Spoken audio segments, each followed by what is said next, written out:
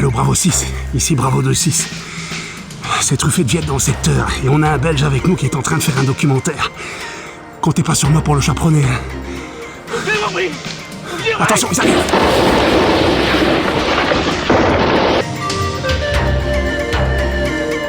Et si la série de guerre la plus réaliste des années 80 avait été aussi la plus oubliée?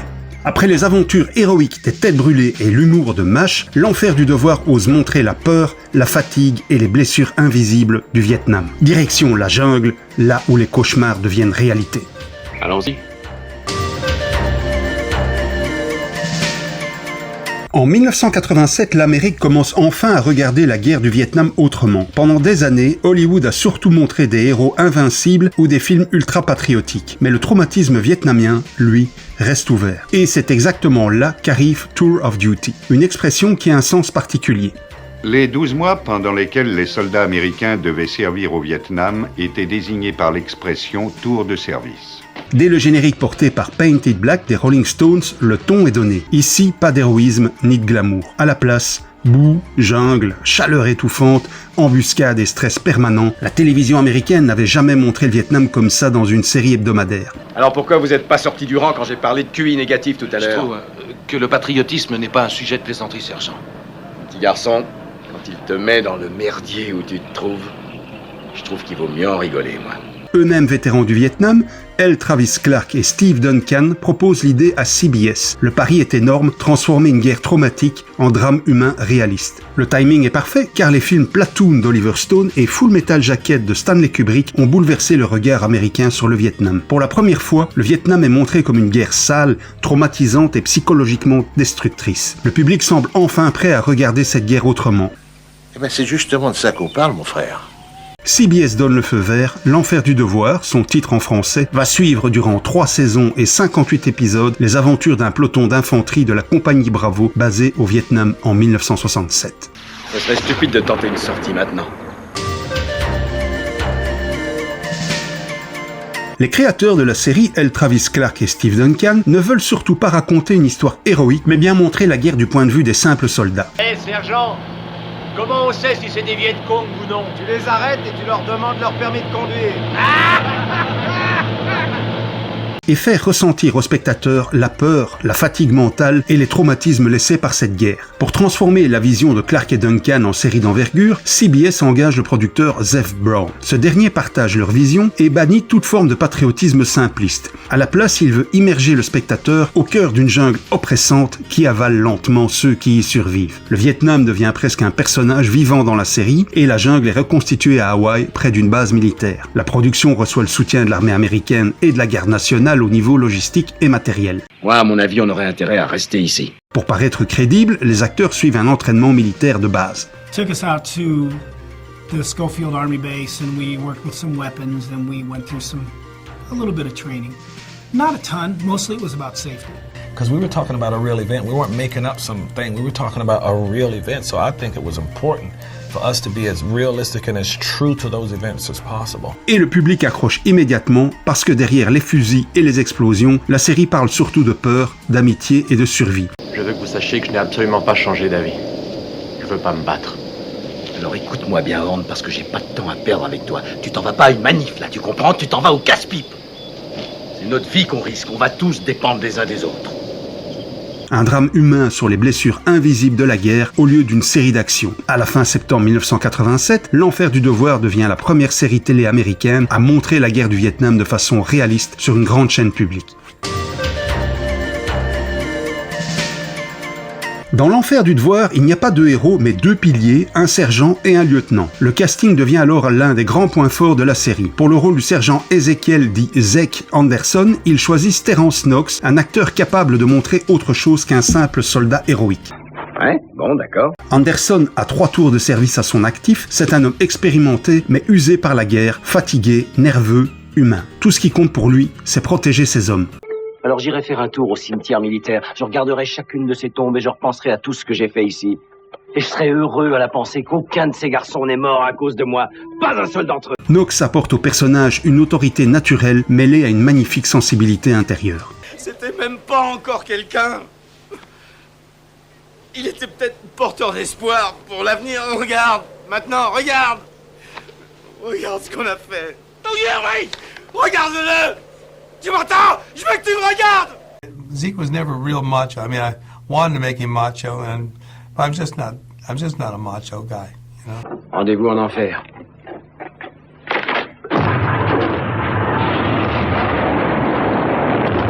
Face à lui, Stephen Caffrey, dans le rôle du lieutenant Myron Goldman, plus jeune, plus intellectuel, plus idéaliste aussi. Mon lieutenant, porter les galons, c'est une chose, et se faire respecter, c'en est une autre. Sergent, j'ai pas de leçon à recevoir de vous. Goldman représente l'officier qui croit encore pouvoir contrôler la guerre avant d'être lentement broyé par elle. La relation Anderson-Goldman devient alors le cœur humain de la série. Mon lieutenant, c'est quoi la différence entre être courageux et être stupide? J'en sais rien. Peut-être une question de moment. L'un est un vétéran déjà détruit intérieurement, l'autre découvre progressivement l'horreur réelle du Vietnam et va perdre toutes ses illusions. C'est vrai, ça devient de plus en plus dur. Je vois pas ce qui pourrait sortir de bon de cette guerre. Et c'est justement cette humanité qui distingue immédiatement l'enfer du devoir de tout ce qui avait été fait sur le sujet auparavant. Si on laisse tomber ces gens alors que c'est nous qui les avons mis dans cette merde, c'est comme si on rentrait au pays par avion avec un bandeau sur les yeux. L'enfer du devoir fonctionne aussi grâce à son groupe de soldats. Tous sont de jeunes Américains qui se retrouvent là au gré des circonstances, engagés de force via la conscription ou parce que c'était le seul moyen d'échapper à la prison ou encore engagés volontaires. S'ils paraissent d'abord stéréotypés, ils vont progressivement gagner en épaisseur. Ah non, sans blague. Parmi eux, il y a Danny Purcell, le patriote venu du Montana, incarné par l'excellent Tony Becker. Vous savez ce que j'aimerais savoir aussi? J'aimerais savoir si c'est vrai qu'au pays, ils organisent plein de manifs et de défilés pacifistes pendant que nous, on est là à se faire canarder. Marvin Johnson, l'éclaireur de la section venue du Kansas, campé par Stan Foster.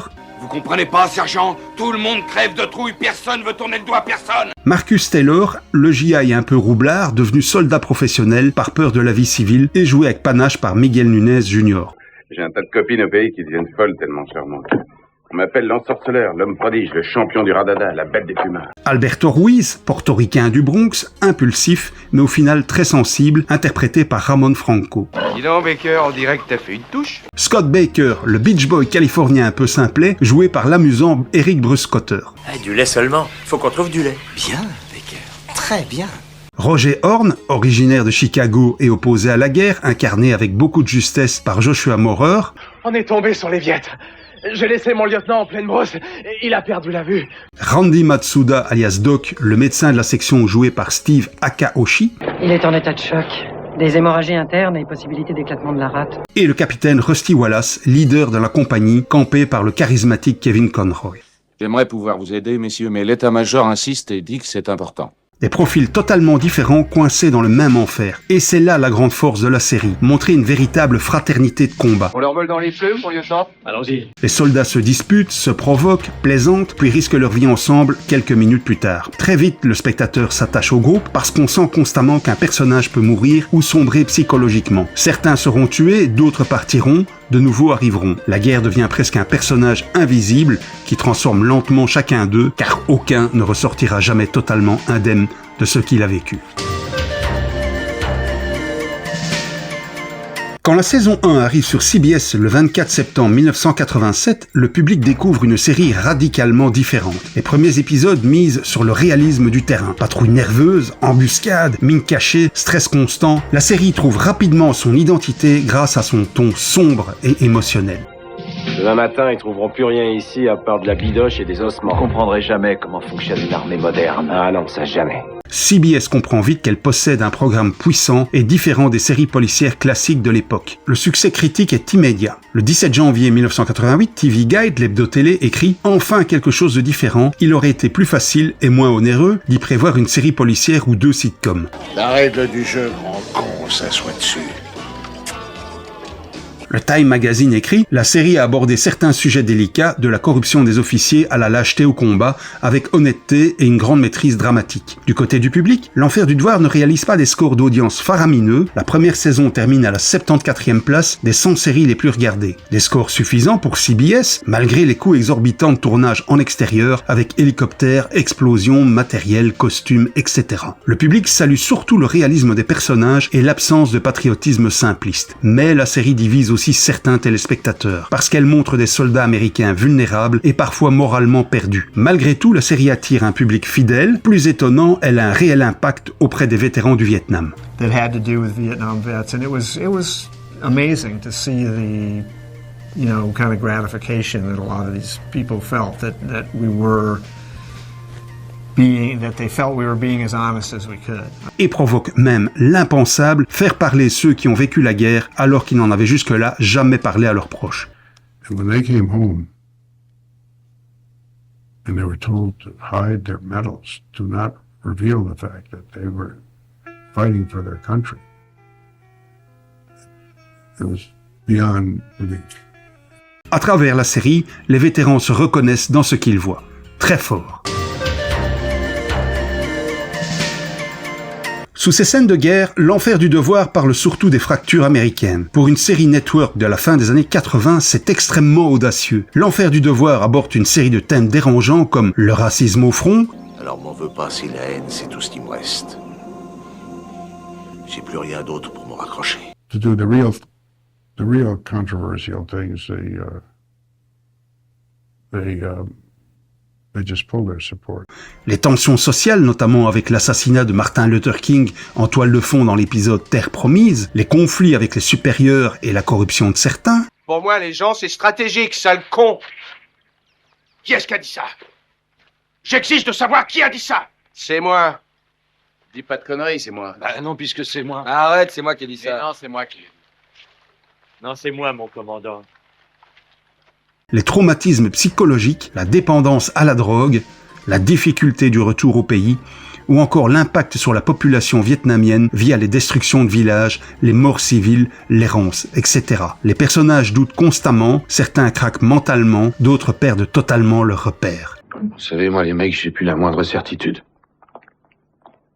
Les scénaristes insistent constamment sur l'usure mentale provoquée par une guerre sans but ni victoire claire. Mais qu'est-ce qui se passe ici?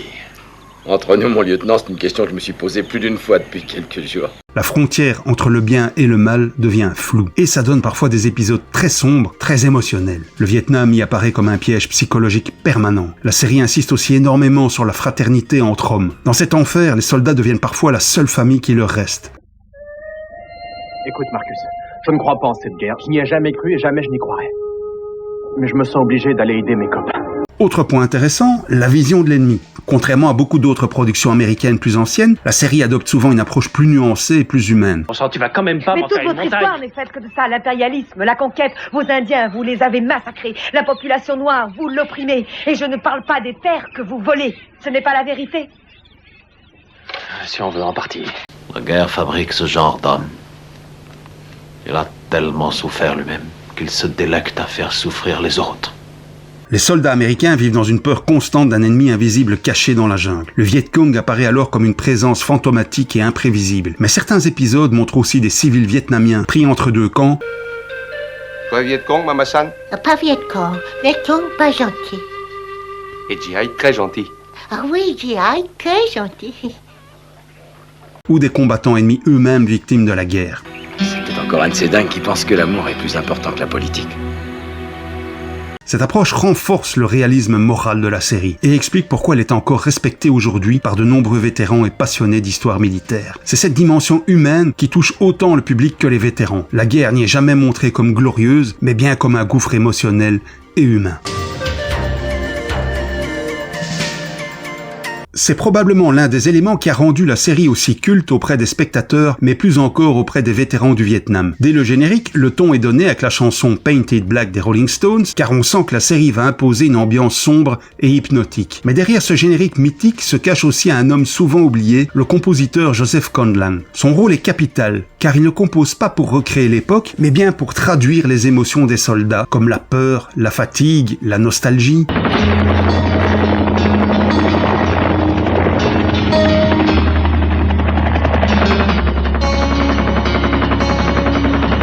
Le traumatisme, la fraternité, et ça change tout.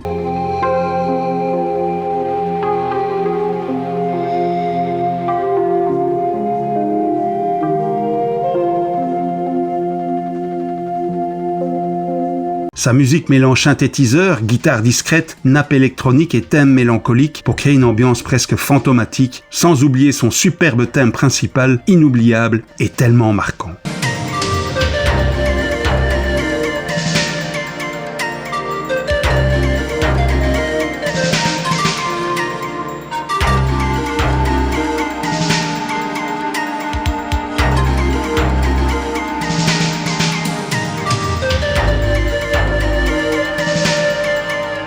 Rien à voir avec les musiques militaires héroïques classiques. Dans l'enfer du devoir, la musique ne glorifie jamais la guerre. Elle accompagne des hommes en pleine survie. La série utilise encore de nombreux classiques des années 60 et 70 pour rappeler constamment l'époque réelle du Vietnam. Rock psychédélique, folk, protest songs. Toute une génération musicale accompagne les personnages. On entend ainsi des morceaux des Byrds, de Jimi Hendrix, des Animals, de Steppenwolf et bien d'autres. Plus fort encore, ces chansons agissent encore comme une véritable machine à remonter le temps émotionnel sur beaucoup de vétérans regardant la série à la fin des années 80. Certains ont expliqué que quelques notes suffisaient à faire remonter des souvenirs très précis de cette époque. Et c'est probablement ce qui distingue l'enfer du devoir. Là où d'autres productions montraient surtout les combats, la série utilisait la musique pour faire ressentir le Vietnam de l'intérieur.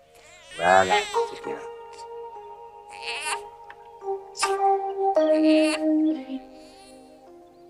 C'est beau ça, hein? On est dans la mer. Qu'est-ce qu'on y est, tonton Baker? Vraiment dans la mer. Oh. Au final, les chansons des années 60 évoquaient le Vietnam historique, mais la musique de Joseph Conlan, elle, racontait le Vietnam émotionnel et psychologique vécu par les soldats. Magnifique. À partir de la saison 2, la série évolue progressivement. Comme la concurrente ABC a lancé China Beach, une série centrée sur le rôle essentiel des infirmières au Vietnam, CBS cherche à élargir l'audience en captant plus de public féminin. Certains personnages comme Anderson, Goldman, Purcell et Ruiz sont plus développés émotionnellement. En parallèle, la série introduit de nouveaux personnages comme la journaliste Alex Devlin qui couvre le conflit et vivra une belle histoire d'amour avec le lieutenant Goldman. Westmoreland est remplacé par le général Abrams. Les bombardements sont suspendus et Johnson ne se représente pas. Ce conflit a renversé le président des États-Unis. De son côté, le sergent Anderson va tomber sous le charme de la docteure Jennifer Seymour, chargée de soigner les soldats souffrant de stress post-traumatique. Et que faites-vous de ceux qui étaient là? Ce n'est pas parce qu'ils sont convalescents qu'ils ne comptent pas. Il ne faut pas qu'ils puissent croire que le système qui a promis de les réhabiliter leur a menti. Cette saison souligne les blessures psychologiques et l'aspect thérapeutique, se voulant un peu plus émotionnel et un tantinet moins spectaculaire. Voir ce pays que j'aime tout transformé et défiguré par la haine et par des bouleversements raciaux et politiques, je dois dire, ça facilite pas les choses.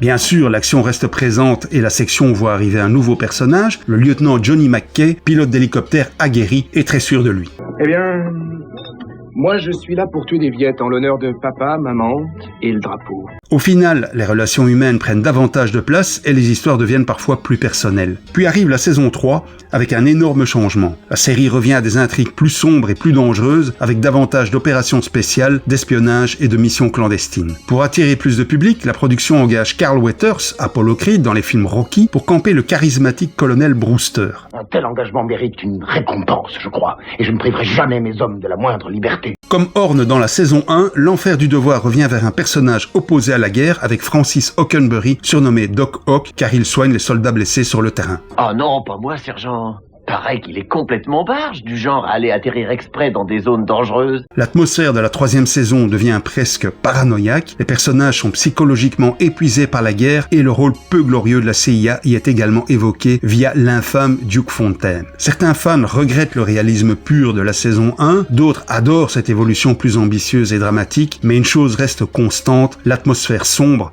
la fatigue psychologique permanente des personnages et la sensation que le Vietnam finit par avaler totalement ceux qui y survivent. C'est un peu le passage obligé de chaque vidéo avec les grands noms ou futures célébrités. Outre Carl Weathers, la série accueille une superstar du petit écran avec Lee Majors, l'ex-homme qui valait 3 milliards et ex-homme qui tombe à pic. L'acteur appréciait la série et a appelé la production pour leur demander s'ils avaient un rôle à lui proposer. Et le voilà dans le rôle de Thomas Pop Scarlett, un vieux militaire qui n'est jamais monté en grade à cause de sa grande gueule et qui sera présent dans quelques épisodes. Qu'est-ce qui s'est passé? Tom, tu avais 2 gallons de plus la dernière fois que je t'ai vu. J'ai changé de chemise, sinon je suis toujours le même. William Russ, on le connaît aussi pour son rôle de Roger Lococo dans Un flic dans la mafia. À leur côté, James Hong, vu dans quantité de séries comme Kung Fu, MacGyver, Agence Touriste et bien d'autres. Mako, connu pour sa participation au deuxième film Conan le Destructeur et à de nombreuses séries comme Kung Fu, L'Incroyable Hulk et d'autres. Tia Carrère, qui sera ensuite la vedette de la série Sydney Fox l'Aventurière et des films Wayne's World. Et on a encore du très beau monde avec Angela Bassett, connue pour avoir joué Tina Turner dans le biopic et dans les films Black Panther du studio Marvel, Ving Rhames, qui sera ensuite une des stars de Pulp Fiction de Tarantino, et le génie informatique Luther Stickle dans les films Mission Impossible avec Tom Cruise, Malcolm Jamal Warner, décédé en 2025 et qui a joué le fils de Bill Cosby dans The Cosby Show, William Sadler, qui était le méchant dans Die Hard 2, 58 minutes pour vivre avec Bruce Willis, mais aussi le shérif Valenti dans la série Roswell, et encore Michael Madsen, qui nous a quittés en 2025, souvent méchant dans plusieurs films de Tarantino, qui joue ici un tireur d'élite psychopathe.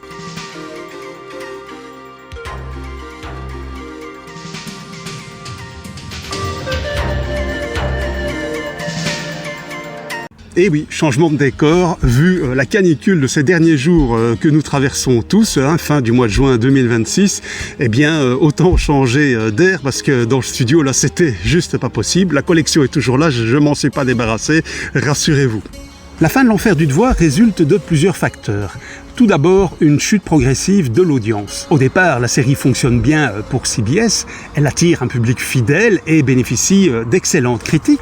Les vétérans saluent particulièrement son réalisme psychologique et capter et retenir ce public était très important pour CBS. C'était aussi un signe de crédibilité. Mais à partir de la deuxième saison, la série change d'orientation et elle se concentre sur les traumatismes psychologiques, les fameux stress post-traumatiques et de petites romances, ce qui n'a pas trop plu aux fans de la première heure ni aux vétérans qui préféraient le réalisme des combats dans la jungle. En coulisses, la production de la saison 2 a été chaotique à cause de la grève des scénaristes de 1988. Conséquence, la production est freinée et la série rate la rentrée de septembre 1988. La diffusion reprend seulement à partir de janvier 89 aux USA, avec donc 16 épisodes au lieu de 21. Cette réduction oblige les producteurs à concentrer davantage les intrigues et à accélérer certains développements narratifs, et malgré ces ajustements, la série conserve encore son ton sombre et réaliste. Pour beaucoup de fans d'ailleurs, cette saison 2 représente même l'équilibre idéal entre le réalisme brutal de la première saison et l'approche plus spectaculaire et sombre de la troisième saison. Alors d'ailleurs, la deuxième saison, elle avait très bien commencé avec une excellente audience. Près de 18 millions de spectateurs américains avaient suivi Saigon, l'épisode en 2 parties qui ouvrait la deuxième saison et donc se focalisait sur la réelle offensive du Tet en 1968. Mais la saison 2 s'achève avec 12 millions de fidèles, signe d'un déclin progressif de l'audience. L'autre raison qui a précipité la fin de la série, ce sont ses coûts de production. Dès le départ, c'était un fameux défi pour les coproducteurs et producteurs. En plus des tournages extérieurs complexes, des effets pyrotechniques, des hélicoptères, cascades, armes, etc., chaque épisode demandait des moyens très importants. À cela s'ajoute un autre problème majeur, les droits musicaux.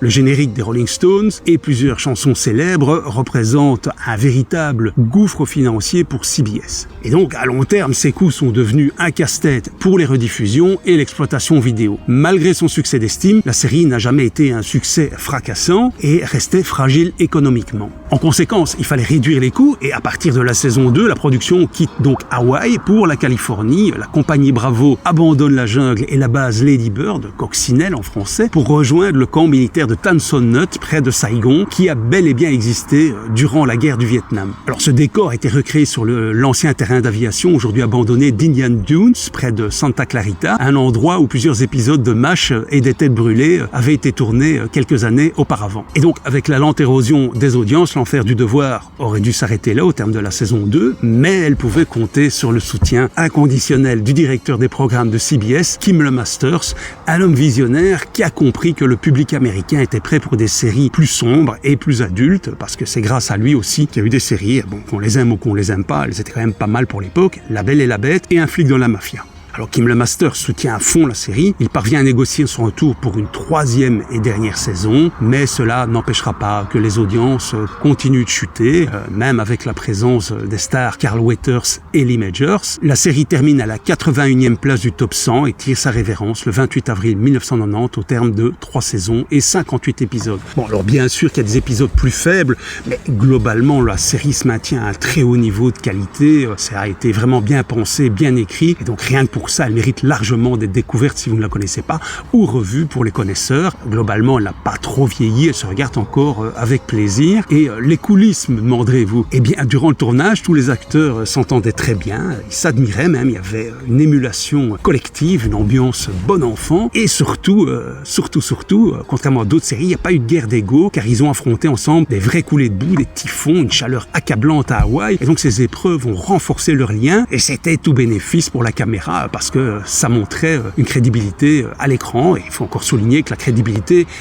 venait aussi évidemment de plusieurs scénaristes qui avaient combattu au Vietnam, à commencer par les créateurs, L. Travis Clark et Steve Duncan, ainsi que le coproducteur et scénariste Stephen Philip Smith, le monsieur à petite moustache que vous avez vu en interview plus tôt dans la vidéo. Il avait été mitrailleur sur un hélicoptère et à son retour, il s'est inscrit à l'université, il est devenu scénariste et il y a même eu, le temps d'un épisode de la saison 1, à Rock au Vietnam, US Down en anglais, un scénario écrit par Jim Beaver, un nom que vous connaissez, puisque c'est lui qui jouait Bobby Singer, le pote des frères Winchester dans Supernatural. On l'a encore vu en trafiquant d'armes dans Breaking Bad et d'autres séries. Bon, Jim Beaver est dans la vie un ancien vétéran du Vietnam. Alors, on voit la série, la série n'existe hélas pas en version française en DVD, sans doute pour des problèmes liés aux fameux droits musicaux. Début 2000, la série avait été éditée aux États-Unis, mais dans une version remontée, à cause de ces mêmes problèmes liés aux droits musicaux. Et donc le générique avec la chanson Painting Black des Rolling Stones avait disparu, de même que la plupart des tubes rock-funk de Marvin Gaye et des autres. Et donc les fans étaient déçus, très en colère. Ils l'ont fait savoir aux éditeurs de DVD américains, et il a fallu attendre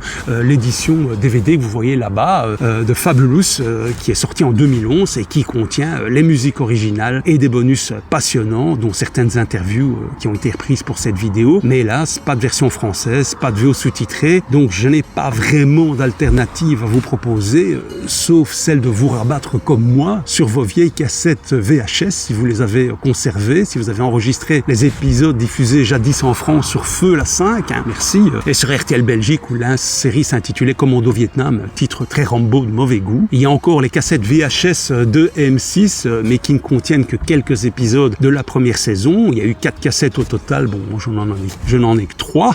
Pour le reste, je n'ai pas trouvé la série sur les plateformes officielles de streaming, et c'est bien dommage, parce que, outre la grande qualité de la série, il faut vraiment souligner le soin apporté au doublage en version française. Donc moi, en général, je préfère la VO, mais ici, la VF, elle transcende la VO avec un travail des voix absolument épatant de Patrick Flersheim sur le sergent Zick Anderson. Il est décédé en 2016. Il était aussi la voix française de Robin Williams, Michael Douglas et Jeff Bridges et bien d'autres. Et à ses côtés, Edgar Givry double excellemment bien le lieutenant Goldman. Givry, c'est une voix que vous connaissez bien puisque c'est la voix française de Richard Dean Anderson dans MacGyver et Stargate SG-1.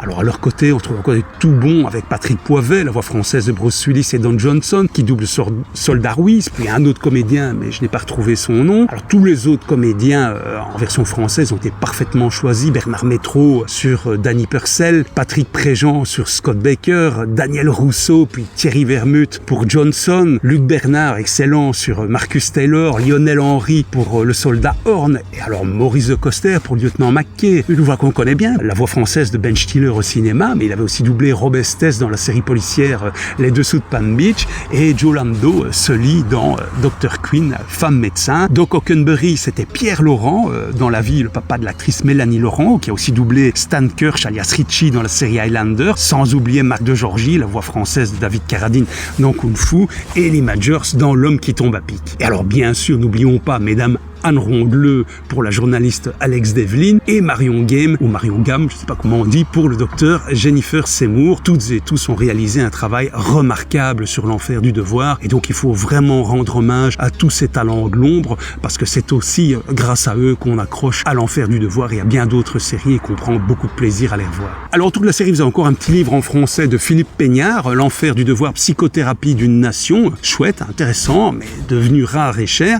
Et alors il y a encore les 7 CD des tubes des années 60 édités par la Hollande, voici une trentaine d'années mais épuisés. On peut encore trouver des rééditions sur eBay. Par contre, la musique de Joseph Conlan n'a jamais fait l'objet d'une édition officielle, que ce soit en CD, vinyle, téléchargement. Conlan a bien mis en ligne au fil des années quelques extraits de ses œuvres sur son site officiel et sur d'autres plateformes, mais aucun album complet consacré à la série et sa musique n'a jamais été publié. Et là aussi, c'est vraiment dommage.